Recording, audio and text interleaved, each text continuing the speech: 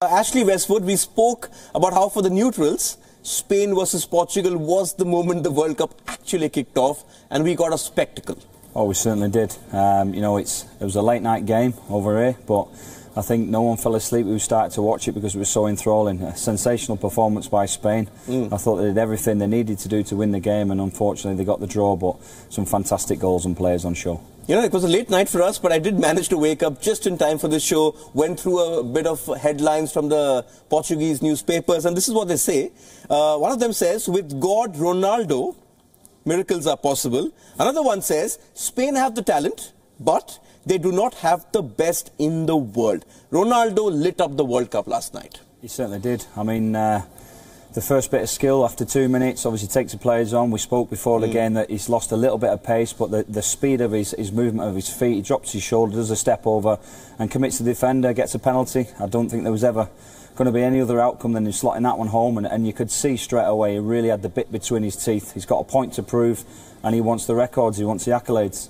And you were talking about this last night. You said how Ronaldo is a winner. He wants everything. He wants to win every match. And this is the kind of performance, you know. We also spoke about the fact that he did have a great record at a World Cup. He'd never set a World Cup on fire, just got 3 goals previously in 3 World Cups. Double that tally in one game.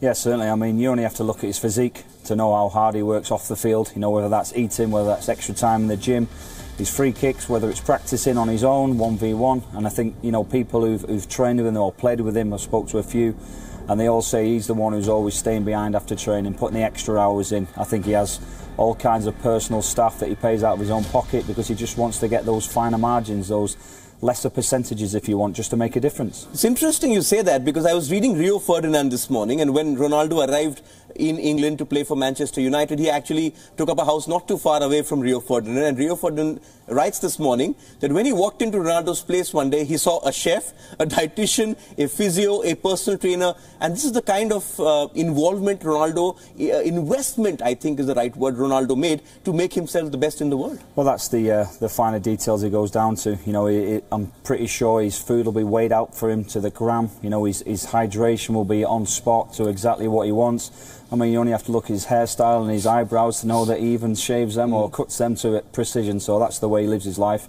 and that's the reason he's one of the best in the world. And interesting, after he scored that first goal, a bit of a... we all thought, what was he doing when he was doing this? Was actually referencing that GOAT advertisement which Messi had just prior to the World Cup. He's hurting. He wants to really stamp his class on this World Cup. And that shows, especially in a high-pressure game, when his team gave them the perfect start, then got them back right at the end. Because just imagine the pressure he's under. His team are behind, 2 or 3 minutes to go on the clock. It's just him. It's just him and Spain, and he delivers. Well, it just shows you the mentality and what he's thinking. You know, he's thinking, I want to prove that I'm better than Messi, because they are neck and neck. You know, the nickname Messi, obviously the GOAT. The celebration is basically saying to him, he's putting the gauntlet down. I've done this, now you try and better me. You try and do something better. And like you say, last minute, anyone steps up.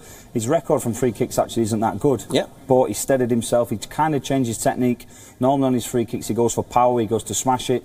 But he spotted the wall maybe out of a little bit of place, and he knew exactly where he wanted to put it. And to have that control and that concentration was magnificent.